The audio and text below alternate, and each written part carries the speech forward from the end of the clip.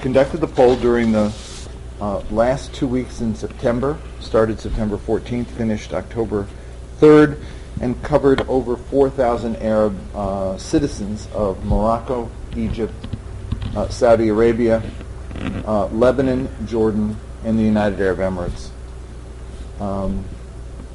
In 2008, we polled 11 nations across the Arab world for the BBC. One of the questions we asked was, name a leader that you most respect. In 5 of the 11 nations, Bashar al-Assad came in the top 3. That was his standing in 2008. In 2011, the floor has fallen out underneath the government of Syria. When asked the question, on whose side are you, the side of the government of Assad or the demonstrators, the highest that the government of Syria receives is 15% in Morocco and 14% in Egypt. The negative ratings, the ratings with the demonstrators, on the other hand, is from a low of 83% in Morocco to 100% in Jordan.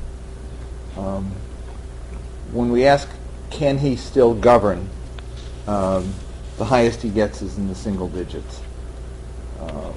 When we ask about the support for the demonstrators themselves and the issues that they raise, again, the numbers are in the 90% range, almost across the board.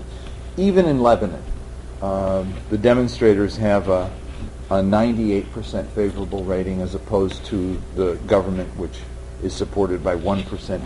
The Lebanon numbers are instructive because as we look at the Lebanon numbers across the board, we find the Lebanon numbers are rather consistent with other poll findings that we have. 62%, for example, think Hezbollah has played a positive role in Syria, in its relations with Syria. 26% think that Iran has played a positive role, including a majority of people in the Shia community, while only 6% of Sunni and 10% of Christians. But when we then ask the question about support for demonstrators or the regime, you get this 1% with the regime and 98% with the demonstrators, which says that they're being consistent on everything, but on the issue of Bashar al-Assad, the floor has fallen out underneath the regime. He is isolated across the region, and people's sympathies are with the demonstrators. One last point that I'll make before I take some questions, which we'll take online as well as from you here, is with regard to the United States and its performance. The U.S. gets extraordinarily low ratings in Syria, not unexpected. It gets low ratings in the previous 2 polls we did for its behavior across the region. The only country that actually do about the same is Russia, which scores quite poorly, and Iran. Turkey scores well across the board, and Saudi Arabia does well everywhere but in Lebanon. The cautionary note. This is an issue that is best solved in the region. I don't think there's any tolerance for a U.S. role that would be one, for example, envisioned by some of the candidates for president who want the president to do more, be more aggressive, and or to take some hostile action against the government of Syria. The government of Syria seems to be doing just fine, isolating itself. If that's the goal, is to get regime change. I think the mood in the region and the mood in Syria is moving in one direction. I think the U.S. would only be a negative factor in this process, and the numbers seem to indicate that.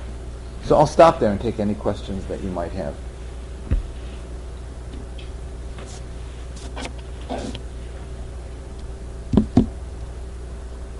Yeah. Yes. Yes. The numbers seem kind of ambiguous with regards to the United States. Are they saying we're playing a negative role because we're not interfering, or we're playing a negative role in the Middle East because we are interfering? We didn't ask the question about whether they wanted interference or non-interference, but the numbers are low. And I think that the numbers are low because almost anything that involves the U.S. in polling that we do comes out low. So it's not a question of you're low because you're not doing enough. It's you're low because you're the United States. That's what we got in the last poll that we did, and we asked on other issues. The two big issues in the Middle East, across the Middle East, are one, U.S. performance on the Arab-Israeli conflict, and two, U.S. interference in the region. And so those are the two big negatives that keep coming up. And therefore, I would look at these numbers and say there is no tolerance for a more aggressive U.S. role. Now, Syrian opposition may want it. I'm just not sure the region will tolerate it. Yes? Regarding Lebanon as a country or just Hezbollah who are supporting the Syrian regime? Actually, no one is supporting the Syrian regime. The Lebanon numbers are pretty clear. There's only 1% support in Lebanon for the Syrian regime. So the interesting thing is that there's a bit of a contradiction here. 62% of people in Lebanon say that they think Hezbollah has played a positive role in its relation to Syria. That's because Hezbollah has positive rating in Lebanon. I mean, some people in Lebanon don't like the fact that it gets a positive rating. They want to say that the Hezbollah rating is low, but actually Hezbollah does pretty well in Lebanon. Iran, on the other hand, only gets a 26% favorable rating for its performance in Syria. But none of those speak to the Syrian regime. The Syrian regime gets a almost zero rating in Lebanon, like 1% favorable rating in Lebanon.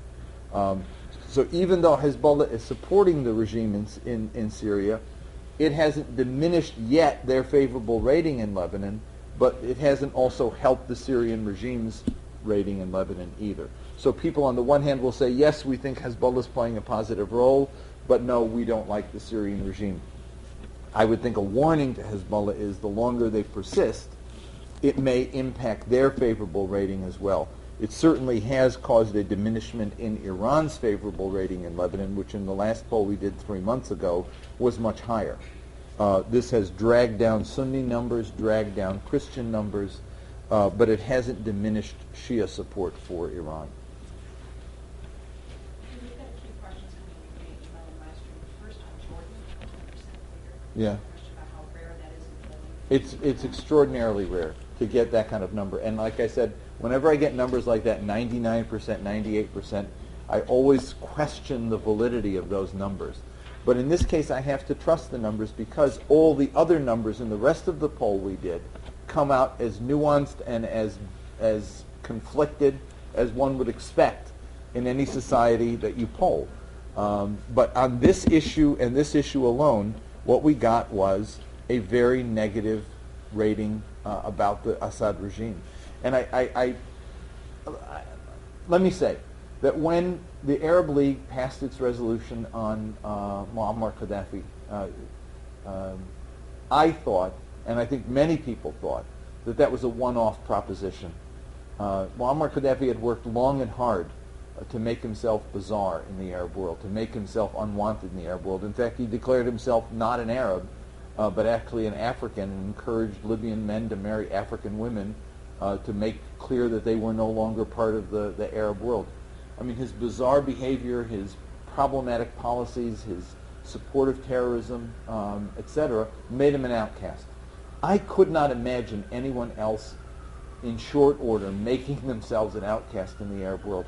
I think that the regime in Syria has done that. Part of it is their behavior, clearly. Part of it is also Arab Spring. There is, in other words, a different set of expectations and a different tolerance level for this kind of behavior. So you may not agree, but with the opposition in Syria, I think the opposition in Syria is probably ill-defined in the Arab world. We didn't ask detailed questions about that. But in terms of a government in a systematic way behaving as the Syrian regime is, means that in Jordan, whether you are a reformer or a non-reformer, you're outraged. And because of that outrage, you get those kinds of numbers. And even in Lebanon, you get those kinds of numbers where, like I said, people in Lebanon have had a different relationship. Some have been supportive of Syria, some have not been supportive of Syria. But in terms of the question, are you with the regime or with the demonstrators, almost uniformly, people are with the demonstrators. Another question on the implications of U.S. interference. The range of conversations is from no-fly zones to Senator McCain saying we actually need to go into military operations. Your sense of what the implication, if the U.S. does indeed engage militarily?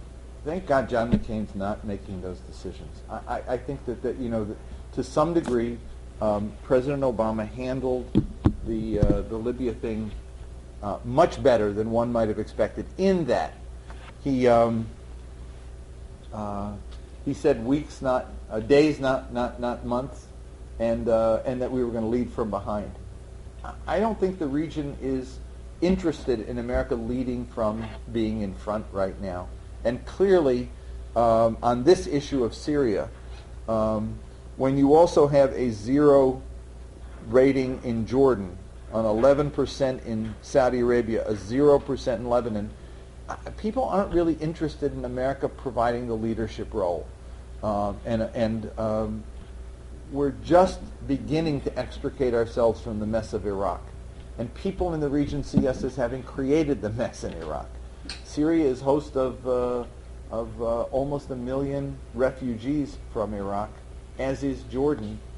People aren't interested in America taking the role of once again getting involved militarily in an Arab country.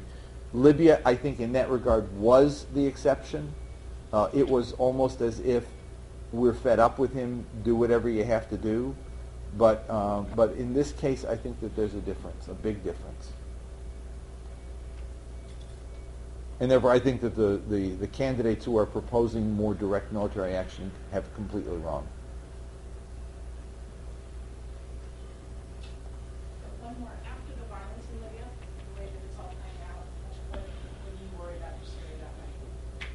Well, I think that the violence in Libya has to be worrisome, in the sense that it, on the one hand, if you're the regime, you say, we got to hang on because that could be a fate that's ours.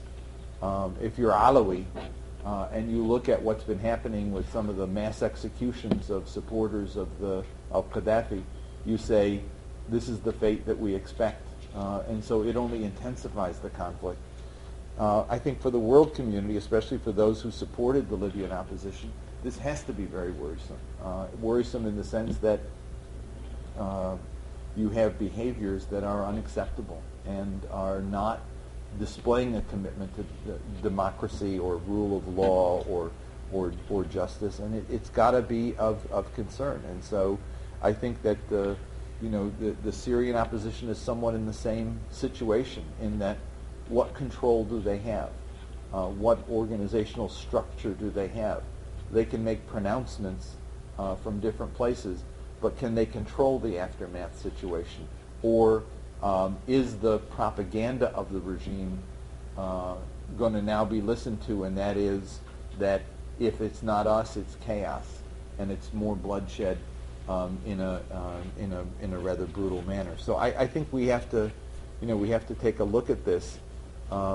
Each one of these situations, as they unfold, speak to others. The Libya situation is not speaking well to others, and I think it's therefore a concern. Tunisia, I think, speaks in a very different way, but each one of them will have consequences. Tunisia will have very positive consequences. Libya right now is not looking so good. Syria, I think, is still on the scales being weighed one way or another, how it ultimately goes. Anything else? That's it. I want to thank those of you who are watching for tuning in and for the questions we've got. And that's it. Thank you all very much.